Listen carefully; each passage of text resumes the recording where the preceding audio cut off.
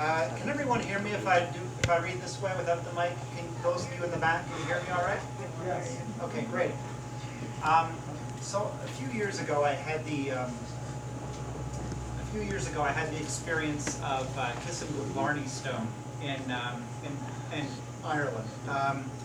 And in case anyone is not familiar with the tradition surrounding the Blarney Stone, it is a block of limestone in the battlements of Blarney Castle, and according to tradition, if you kiss the Blarney Stone, and to do this you have to lean way out over this empty void of space, that you will receive the gift of the gag and be highly persuasive for the rest of your life.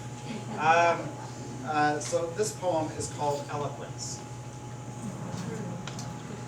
I too have been to Blarney and done the thing, the kiss, with a line of other paid-up kissers behind me, each waiting for a turn. I leaned out backward from the castle terrace into nothingness. One touch of lips to stone, they say, and you'll be eloquent all your life.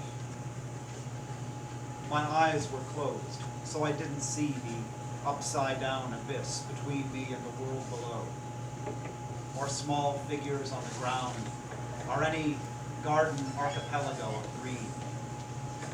But clutching the iron safety bar, I brought my mouth to that damp stone, whose country roughness had been rubbed away by lips of every shape, hue, and tone. I want things from poetry that it could never give. Power to undo, to mend, to compel forgiveness, and forgive. I know kissing the Blarney Stone is just a thing to do to say you've done. But I thought, give me a silver tongue. Reader, if you're there, help me play the fool without becoming one, so I can be something more than a lover from afar, something more than a small-town mayor in a dictator's time, something more than a centaur at the wedding feast, with a horse's heart thumping a few feet below his human one. Is the sound still working out all right for you guys, this arrangement? You still here?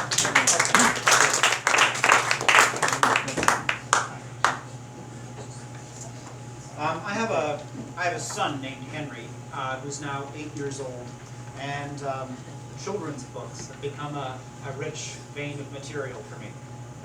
So this poem is called 100 Acre Wood. Some of these stories are too sweet for me. Winnie the Pooh is so innocent, his little songs leave me cold. But I like this. Your hand across my hand, your head against my shoulder. Your first winter, I carried you even along the margins of the highway, strapped against my chest in a sling. You never can tell with ease, says Pooh, who seems to believe that almost nothing can be told. But I am your morose, restless father, and you are 4 years old. You like front-end loaders and every kind of train. I like reading to rooms of strangers and a few drinks at the airport while I'm waiting for my plane. I like the book's final chapter, a story you don't yet understand, in which boy and bear climb to Galleon's lap for one last look out across the land, at the sandy pit, the 6 pines, the 100 Acre Wood. Don't forget me, says the boy to the bear, who has no wish to understand what he does not already know. Little boy who I carried through a winter in northern Michigan. I like hearing you in the morning when you lie in your dark room and sing.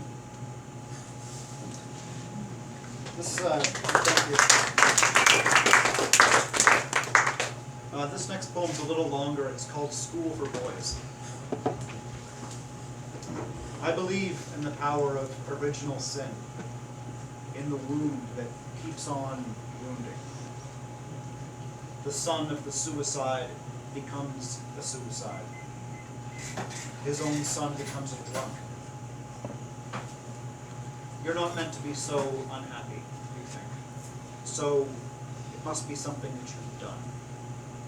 There must be a reason why you are the way you are. I've forgiven the teenage pedophile who lived a few doors down when I was 7. The things he did to me, I'm sure, were done to him at home. Sunday afternoons I'd be sent out into the yard where I could do no harm beyond decapitating my mother's tulips or torturing the roly-polies that lived in the rotted out retaining wall around the flower bed. I and other boys would fight, shoplift, wreck each other's fortresses of plywood boards and brick, or earn a nickel from the beer store for every bottle that we found in the no man's land of alleys that led both north and south. The anger, the shame. Over time, these things just become a piece of who you are. You build around them since you can't burn them down. One boy, by far the most precocious forager in our tribe, stole a box of 3D movie glasses from the loaded dock behind the Cineplex and brought them to my parents' house with the idea that we'd sell the glasses pair by pair at school. But the box sat below the deck, going nowhere. In time, its contents were scattered and destroyed. In time, I was sent to a private school dedicated to forming the whole boy, his body, his conscience, his character, his mind.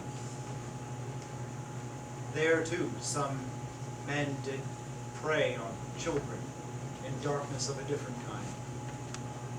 My fellow students gave me lessons in strength and weakness that I will not forget. And yet, some of the faculty, masters they were called, were among the most decent men I've known. One giant of a physics teacher who sometimes would grab boys by the collar or roar into their faces while gripping them by the ear. The man roamed the corridors on a rolling cloud of fear. Brought me into his office, and after making me swear I'd never tell another boy, opened a sketch pad of watercolor paintings. They were his own.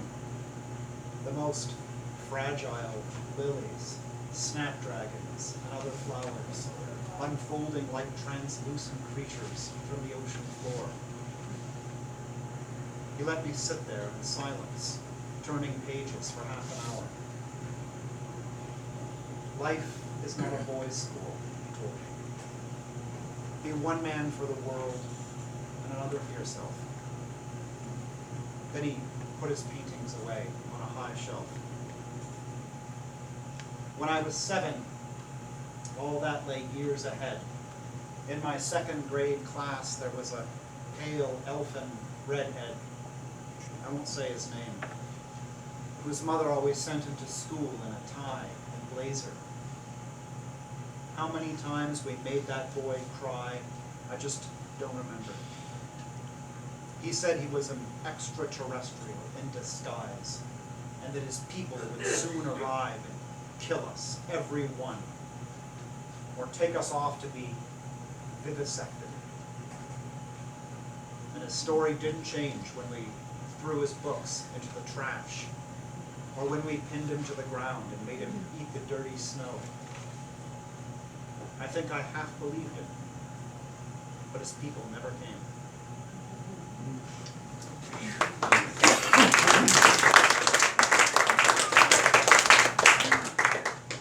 This poem is called Darth Vader. This battle station has no ping pong. and no decor. Only consoles, catwalks, a reactor core.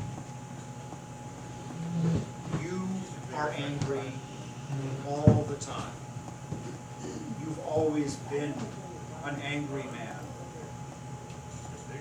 Fuck the innocent people of Alderaan. Give in to your anger. Give in to your hate. You need more subordinates to asphyxiate.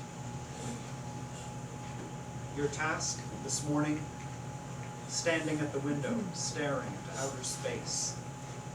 Your face is a mask. There is a mask underneath the mask, underneath the mask, underneath your face. I'm going to close off with two last poems. All these poems are, all these poems are from The Suicide Sun, which just came out this year. So if you want a copy, I have copies here. So just let me know. And I take cash, credit card, barter, whatever. Beer.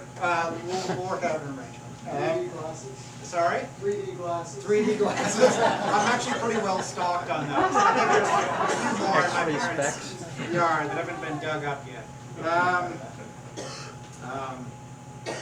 So I'm going to return to the children's books.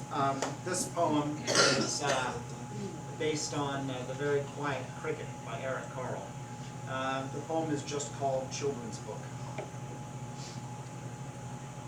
in which a newborn cricket walks across a field, unable to reply to the greetings of the mantis and the moth and the dragonfly, until his rubbing of wing on wing becomes a sound that can speak for him. When the last page turns, the book itself makes a chirruping. Here is the church and the steeple. Here is the coffee table, where the child lines up a squad of plastic people. Can the child tell the difference between himself and other things? He totters back and forth on a tractor mounted on a spring. Here is the tension of a spring pulled tight, and the father rolling over and over and over in the night. The cricket book, after much rough reading, now chirrups nightly on its own. Finally, the father, knowing what must be done, opens up the book with a sturdy paring knife, looking for whatever little engine, whatever little part makes the lifelike cricket sound. Here is the trailer, the baler, the harrow, the plow. Can a stem grow up from inside a stone? Here is how to sit in silence and be alone. Here is the yard where yesterday the child sat watching as blowing branches made and remade daggers of light and shade. The book's voice box to the father's eye looks like a dime-sized bicycle bell, and as he cries it free, the chirruping intensifies, becoming something like the death cry of a creature with an actual beating heart. Something like a metal prong banging indifferently on another metal part. And the last poem that I'm going to present is called On the Move. Now that my work's done, and it's Saturday, now that my young son is out somewhere with his mom, I might as well roam all morning, spying on the filthy squirrels and on the shapes that disintegrating leaves have painted on the sidewalk. I might as well spend the morning talking to myself, hoping for meaning and unmeaning to braid and begin teaching me what to say. Some days I feel like a monarch at wing, meandering, not really deciding where I go, as programmed as the stubborn birds building nests of twigs and spit. Each bird pipes the song that it was taught and transmits the song to its own offspring. Earthworms driven up by last night's rain have squirmed onto the asphalt to slowly fry. I save some who glue and wriggle, but there are just so many, and they almost seem to want to die. Day by day, I'm feeling my way into fatherhood, learning what my son is to me, and I to him, my boy, my kid, an 8-toothed homunculus, clutching an acorn in his fist, bewildered that a paper plate set down on the grass on a windy day won't stay put, but lofts and spins away. By the time I'm downtown, I'm turning back, in thought, if not yet with my feet. Before I'm back on my own street, I'll have twice walked by the little wedge of ground where people of this neighborhood bury their dead dogs and cats. A rawhide bone, a ball of yarn, waterlogged by the frowsy rain. Animals have never meant very much to me, but I've got them on the brain these days. How magnetic navigation brings spawning salmon home. How predation, variation, and the winnowing down of things gave shape to a world of species, giving them gills, wings, and feet. But I'd rather be dead than be a creature of any other kind. I walk upright, practicing the song of my species by speaking. Thank you.